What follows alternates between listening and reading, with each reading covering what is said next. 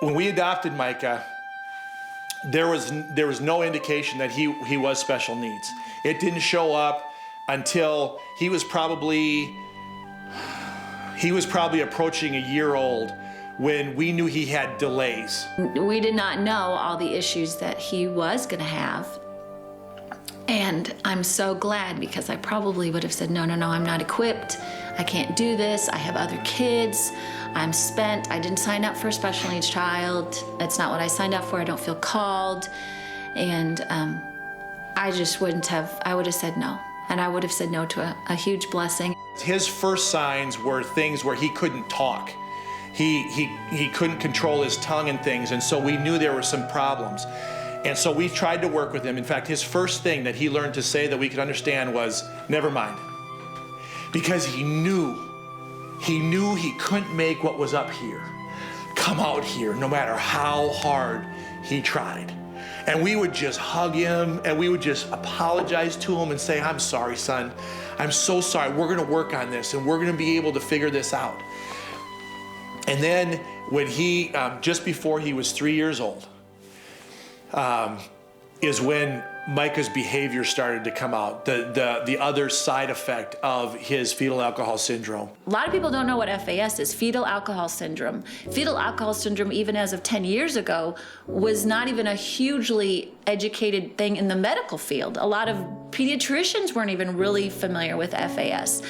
So I tried to give them a general term, and as they ask more questions, I will go more specific. You know, whether this child's autistic or Asperger's or developmentally delayed or, brain, and I'll just say brain. And if they're not getting that, I'll say, well, it's brain damage from drugs and alcohol abuse. He had behaviors that were just unlike anything we had ever seen in a 2-year-old, 3-year-old before. Just tantrums like crazy, out of control, no talking him down. He went to a place where you couldn't communicate with him until it was over. Personality-wise, I wanted to fix it. If we do this, this, and this, then he'll act like this. We won't have to physically restrain him. We won't have holes in our walls. We won't have to anticipate having a breakdown in the store where you really just want to get a t-shirt that says, I'm not a bad parent, he's special needs. And that was the start of a two-plus year journey with doctors and tests and everything, trying to say, can you help us help our son? We need to help our son.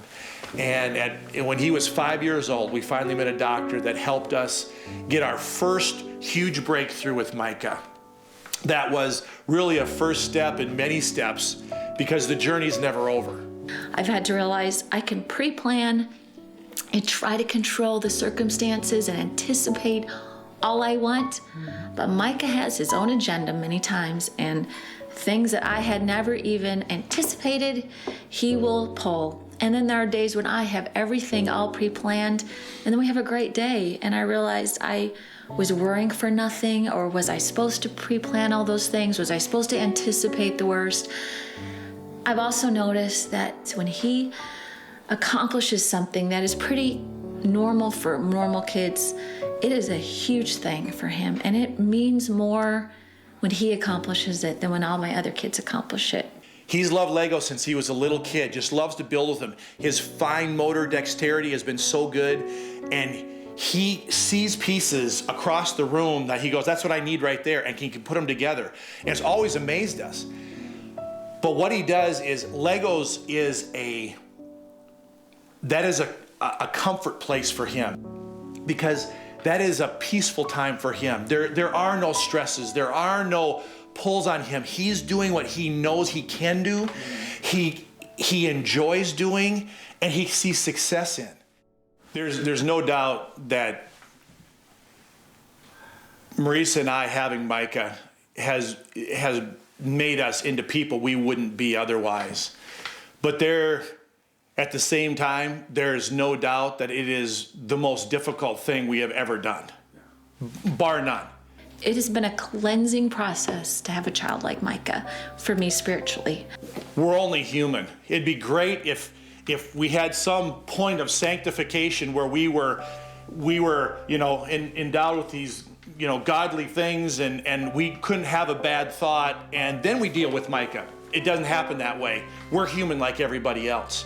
We're selfish, and we wrestle with emotions, and we wrestle with not knowing the future, and wanting to know more than we know, and all those kinds of things. He was at a residential treatment facility, and it's hard either way. When he's here, it's hard, but when he's not here, it's hard. And I think I would go outside, and even that night, I go outside and I just look up at the stars, and I think, Lord, this is too much for me. I think that I would like to resign, and I'd really like to know where I could resign. And yet the other part of me is when he's not here, I feel really empty, and I hurt. And even though he makes my blood pressure rise, he makes me have to take meds sometimes just to cope with who he is and what he brings out and all the stress he causes. When he's not here, even though life has definitely incredibly easier, I still have a loss, and I still hurt because he's my child. He's my child, and I don't ever want to forget that.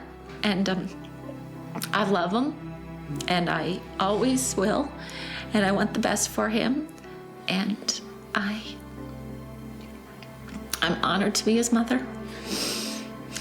So I feel like it's an honor that I didn't deserve, and sometimes I don't want, but I do feel honored.